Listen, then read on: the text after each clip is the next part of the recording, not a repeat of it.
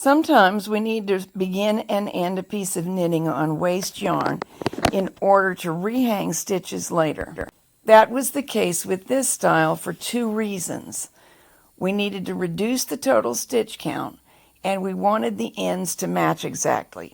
There are other reasons that you may need or want to do this, and here's how it works in most cases.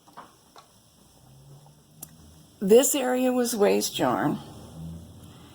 This is the main knitting, and our goal is to get all of the main knitting on half of the number of the original needles. It was on 70 needles. Here is how I'm doing it. The pink stitches are the ones we're going to hang, and we're hanging it with the purl side away and the knit side in view. It could be done either way, but that's integral to this pattern. We look for the next stitch. This one's already been hung, so this is the next one. Shows up as a pink bump, and hang it on the next needle. Now to double the stitch, I'm also picking up the following pink strand and hanging it on the needle. Ideally, I would have used a sharper color contrast than this.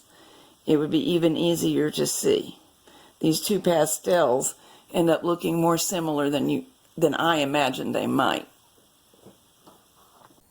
This is the exact film clip that you just saw, but I've zoomed in so you can watch the hanging of the stitches more closely. You just saw me identify that a stitch had already been hung, select the next stitch to hang, and the second one over to hang on the same needle as the first. And that's how we move across the entire project when reducing the number of stitches that will be in work by half and transferring from the fabric that had lots to the fabric that has few. Then after the stitches are hung, I like to bring my needles all the way forward because it makes it harder to accidentally drop them off. Double checking that this strand has been hung. I can see that it has. They have a stretched appearance usually once they've been hung, but it pays to double check. We don't want to drop any stitches. 1, 2, 1,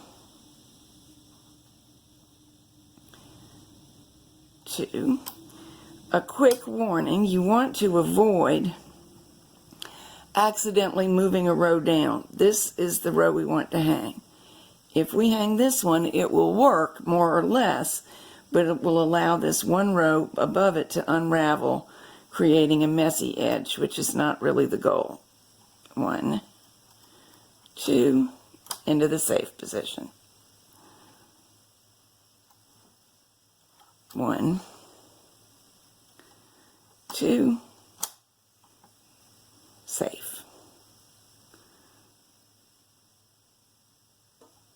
1, 2.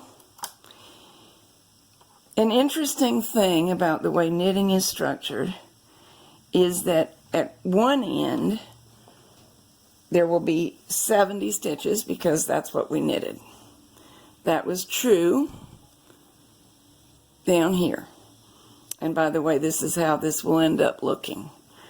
It's starting the process of tapering the end in.